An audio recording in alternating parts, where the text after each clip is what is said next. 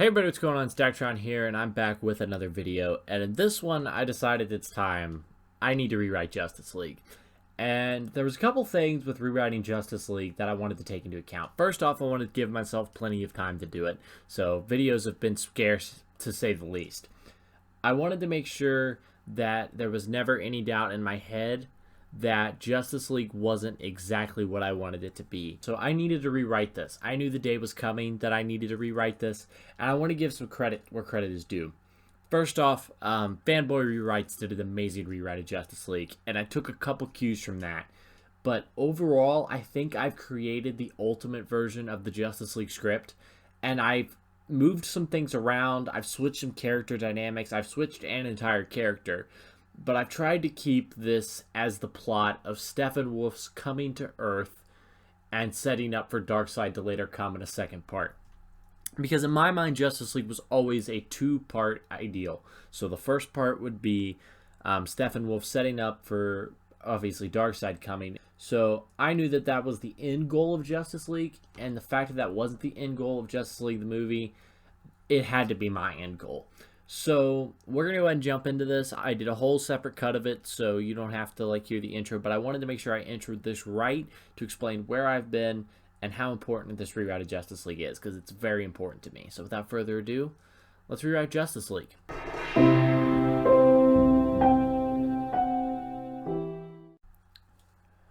I want a slow pan up to start us off. I want no music, no Justice League logo. I want a slow pan up from darkness. And we're going to see Metropolis. Metropolis is burning. And I know that's not the opening everybody wants. I know everybody's against civilian casualties. But I want to create stakes in this movie. That's something I feel like Justice League lacked. So we're going to see Metropolis burning. It's obviously in rough shape. We hear people screaming. We hear loud sonic booms. We hear furies of punches. We hear loud things. We hear lightning. We hear a lot of stuff going on in the background of this Metropolis.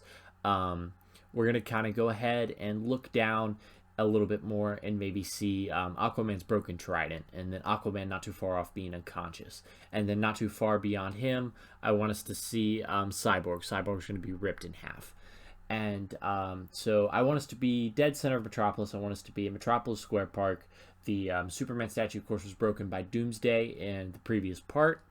And so we're going to go ahead and pan up there. We're going to see Superman looking down at Metropolis, this burning place, the city he loves. Wonder Woman's going to be there, and she's going to go on a full-out tangent with Superman. So over the next few minutes, we're going to see Superman and Wonder Woman back and forth just the entire time. Constant battling each other through buildings, smashing through things, etc. I want to see some stakes here. We see Flash saving people so we can cut down on civilian casualties logically. And so the city's burning. Wonder Woman and Superman are still in this fight. Wonder Woman's going to get pinned down. Flash is going to be with her at the same time. Wonder Woman's going to turn to Flash and be like, yo, Wally, run. Run, Wally, run. And Wally's just going to book it. And so I'm going to go ahead and just say this right off the bat. I changed the Flashes. I don't like that that's Barry. We can quote Fanboy Rewrites or whatever for that one. I think it's Wally West as well, so we're going to call it Wally. So Flash bolts out of there fast as he possibly can. He cracks through the space-time continuum for the first time. He doesn't quite know what he's done. He doesn't know the stakes of what he's accomplished.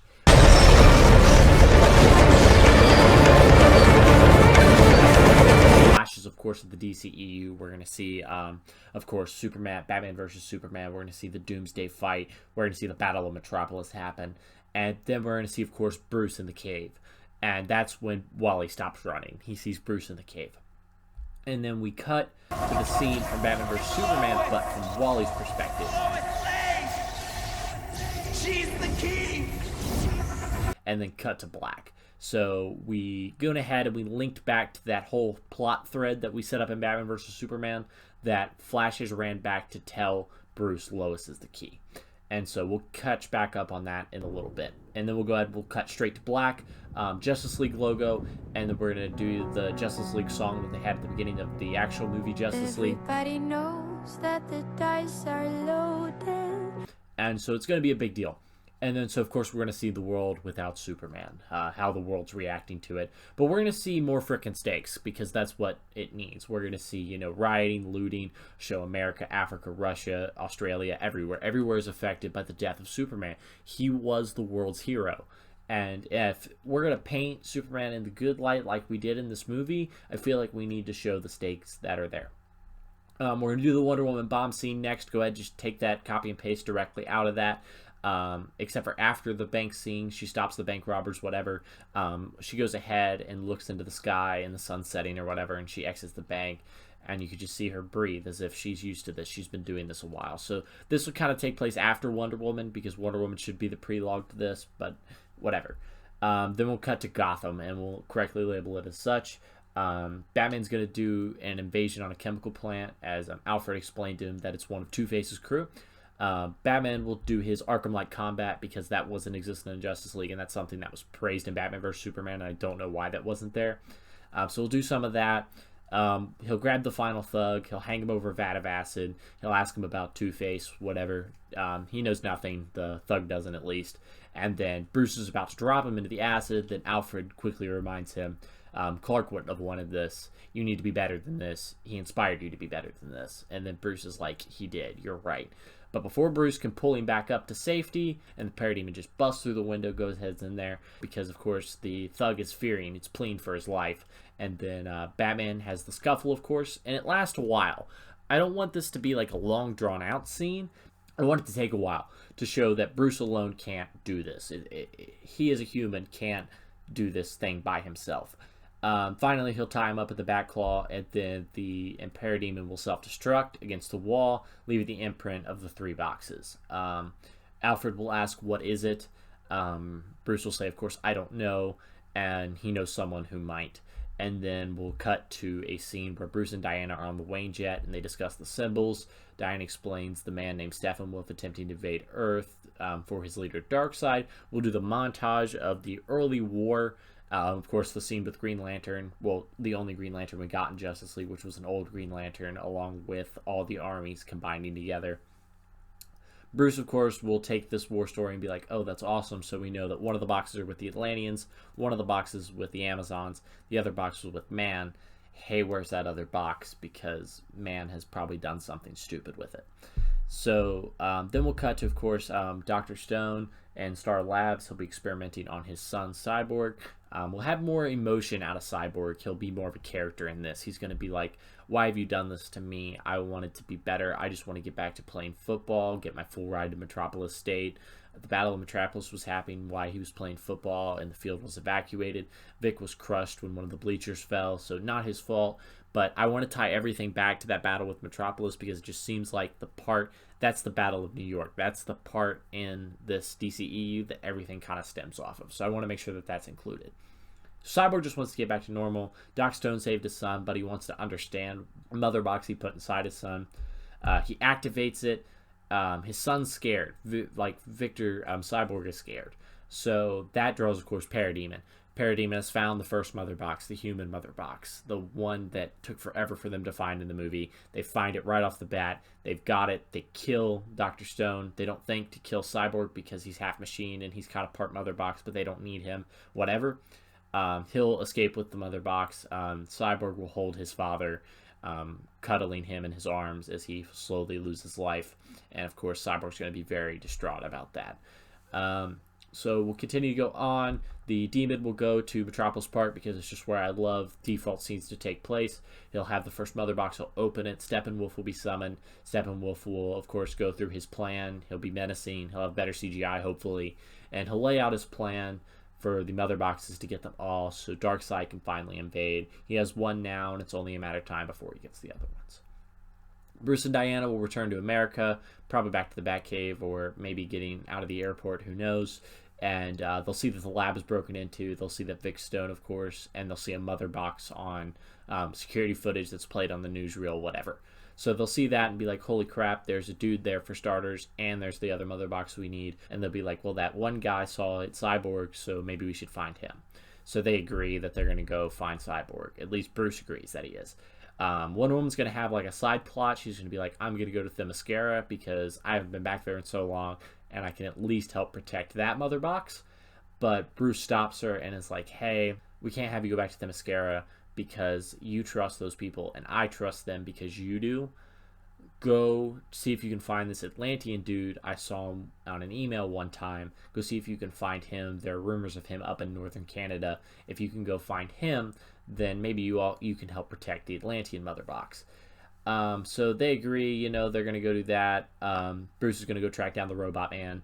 And so we'll go straight into Bruce getting the robot. So I imagine this scene will be a graveyard scene. We're going to go ahead and have Cyborg bury his dad just right then and there, have the tombstone, everything laid out like a recently dug grave for him and his dad. Bruce is going to be kind of jokingly towards this and then turn serious. He's going to look at the grave as he slows up. He walks behind him. He won't be in bad costume. He'll be just normal Bruce Wayne because I feel like the human side of Bruce needs to connect with Cyborg here. So he's like, is this your handiwork? No funeral. That's a bit harsh. Cyborg will go on about how the company would have just covered it up and no one would have came to his funeral anyway. He might as well make sure he's buried. Cyborg is shattered saying stuff like that, of course, and he's like, I'm a product of the mother box. It gave me, quote unquote, life again. Put words in my heads that I can't even understand for what a prize. He blames his dad for the state he's in because he would have rather just died on that field being like a person who helped all those people out of the field rather than how he is now. Bruce, of course, explains that his father just wanted what was best for him and he wants what's best for him now, and that he wouldn't want him just to wobble in fear and stand in this graveyard not doing a whole lot. So Cyborg agrees, but he doesn't know what to do with himself, and then he feels, of course, just really upset about that. And then Bruce is like, I feel like he gave you a chance to do some real good. And then, of course, Cyborg's like, how? And then we do, well, and then we'll cut to the exact same scene that we had when Steppenwolf invades Themyscira. We'll go ahead and have that now. Then we'll cut to Aquaman and Diana. And Aquaman will be less of a dick to Diana than he was to Bruce, hopefully, because Aquaman needs to be a little bit better. Aquaman is going to be King of Atlantis at this point. That way we can set up for an Aquaman sequel that dives into his past and then looks to the present, and then we can kind of tie it all up. We're just going to go ahead and have Aquaman as the King of Atlantis. So Aquaman's going to say, no, that's not my style. I don't want any help, whatever. Diana will walk off, kind of furious about him. We'll have a conversation on the phone. Bruce will explain, of course, about the strange thing in Athens, the fire that was lit. She'll be like, oh, crap, they got the other box. And he's like, really? And she'll be like, yeah. And then she'll ask about Cyborg. He'll be like, I got him. What about Aquaman or Arthur? And then she's going to be like, he's not really being the most helpful at the moment. He's like, oh, well, that sucks. Diana will ask what's next. And then he's going to be like, well, if Aquaman thinks he can protect it, that's fine. Come on back to me. I got to get the next recruit. And we'll, of course, have then Batman go get Wally. So we'll have the exact same scene that we had when Bruce is sitting in Barry's lair or whatever. But it'll be Wally instead. And think more like Titan's Beast Boy lair and less like a scientific lair like kind of Barry's was. There won't be a suit. There won't be a predetermined suit or anything goofy like that. It'll literally just be this layer of cool stuff that Wally has either stolen or boosted or stole money to pay for or whatever. And then, of course, Bruce will call him on that and say, you're using all these powers. Why do you have these powers to begin with? Wally will talk about how he was inspired by the first Flash, Barry Allen, who disappeared, and how he was so closely following him that he accidentally made the exact same accident that turned Barry into the Flash happen to himself. And, of course, then we'll have the same proceeding go down as, what's your superpower? I'm rich, good stuff that happened in Justice League that we can then continue to build on. We'll have everybody in the Batcave next because we don't really have a watchtower yet. We'll hopefully set that up later. I already have the plans to. So we'll have everybody inside the Batcave except for Aquaman because Aquaman's not important yet. They'll all be there. They'll be going over the game plan in case a breakout were to happen. This is how we'll protect Metropolis and Gotham and Keystone and whatever other city that we need to protect or name drop. So, whatever else needs to get accomplished there. We'll go ahead and knock that out. Aquaman will appear in the Batcave coming out of like a deeper water part of the Batcave because usually they have like some type of pond or some type of lake that goes inside of it. We'll have that happen. Aquaman will come out of it saying, hey, they just stole the mother box from Atlantis. So then we'll see a flashback at that. Probably not the same one. We'll probably have to intercut it a little bit better just to make it flow more with what we're going to do in Aquaman. That way what we do in Justice League actually feels like it goes with Aquaman, instead of how in Justice League everything we did with Aquaman didn't actually go into Aquaman. So it makes a lot of sense to me. So Steppenwolf's got all the mother boxes. He slams them all together in the middle, of course, Metropolis Park, because that's where I've put everything pretty much in the script. So we'll have all the mother boxes. Portal open up in the sky, same as Battle of New York Avengers style. We'll go ahead. We'll have parademons coming in and out. Of course, then the Metropolis will become the New York war zone. So it's becoming more like the opening scene where we saw Metropolis in ruins, and we saw parademons, and we saw Bad Superman fight Wonder Woman. It's becoming more like that. It's obvious that that's what we're seeing now, just in the daylight. Then everybody's looking at the news as this all happens, because of course everything's going to be seen on the news, because that's my form of storytelling, I guess. Batman will be the one to say it. He'll be like, this is a lot of guns that we're going to be walking into. I think we need a bigger gun. And then Diana's, of course, saying, let's not bring Clark back. But Bruce says, I think I can do it. Let's go. I'm going to go to him. You all can go off. Go save Metropolis. Flash will then pass straight out, lands on the floor. We'll see flashes on the screen as he gets memories from his other self running back. And it'll be, of course, Lois is the key. We'll see Superman, killing Aquaman and ripping Cyborg in half. We'll see all that, as if Flash just got all the memories back that he just got. As if Flash ran back in time at this moment and just re-emerged with that version of Wally. He'll jump back up, like the Justice League will put him on a table or whatever. He'll jump back up and say, Lois is the key. Bring her with you 100%. And he's like, all right, will do. He brings Lois with, they go off into Metropolis. They start fighting. You see Flash, of course, saving people. Wonder Woman and Aquaman doing their thing, best to fight Cyborg, doing his reconization or whatever. And we see all that at once. Bruce is back in the graveyard. We're going to see the graveyard's already been dug up. Bruce will be with Lois to his left, and he'll be there with her. And then both of them at the same time will say Clark. And Superman will be back on his own, just like it was set up in Batman vs. Superman, because there's no reason that he shouldn't be back on his own. And so they'll see him. Lois will run to him, embrace him. Clark will look mean at Bruce for a second, but Lois embracing him reminds him of who he is. They fly off, jet out of there, and Bruce is like, all right, I guess I'll go fight with the others. Of course, then he radios to Diana, hey, I got to Clark, he's back. I don't know if he's coming to help, though. Nobody knows, but I'm coming. So Bruce is going to suit up in his armored suit now. That way he stands a chance to do a little bit more damage to parademons or whatever. We'll see Superman and Lois back at the ship that they left in the Arctic. That's kind of acting like the Fortress of Solitude. They'll have some cute, dialogue moments or whatever. And then, of course, Superman will don the black suit to be back. And Lois will be like, don't die on me this time. And then Clark will be like, I'll try not to.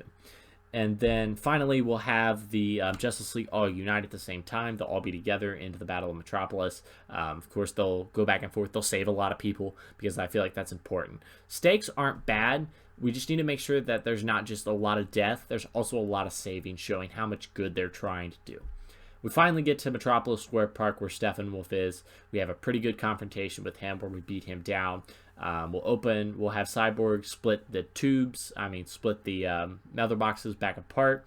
We'll send Steppenwolf back to Apocalypse. We'll get all of the parademons to follow him because he's afraid of the Justice League. He'll be like, what Earth had no protectors. Who are you all? And we'll be like, we're the Justice League. And we'll punch him back through the portal. He'll go up. Parademons will follow him because he's scared. Metropolis is safe for now.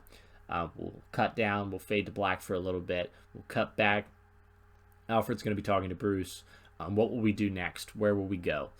Bruce is like, we'll look to the stars. He'll unroll some blueprints for the Watchtower satellite, which I feel like is important. We'll see them all kind of split off, go in their separate directions for any solo movies we want to do, etc. And then, of course, we get the promise that they will unite again. And then we'll roll credits for Justice League. And I feel like this is the best way to get everything we need to get accomplished and crammed in during this time, to get it all crammed in. We'll have 2 post-credit scenes. First thing we'll do is we'll have Darkseid threaten to come, because I feel like that's important to set up a sequel for Justice League. And then I've always loved the Superman racing the Flash scene from the actual cut of Justice League, so I want that to be in there. So we'll make that the second post-credit scene, kind of for laughs, because I feel like that one's good.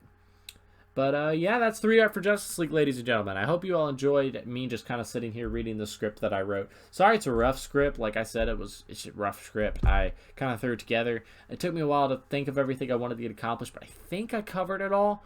If there's any questions or any thoughts, or if you want to see me maybe do a sequel to this, given we'll probably never get a Justice League sequel, just let me know. Hit me up, whatever you want to see. Drop it down in the comments below. Thank you guys so much for watching. Hope you guys enjoyed. And if you did, make sure to click on the like button, like, favorite, comment, subscribe, all that good stuff. And I'll see you guys in the next one.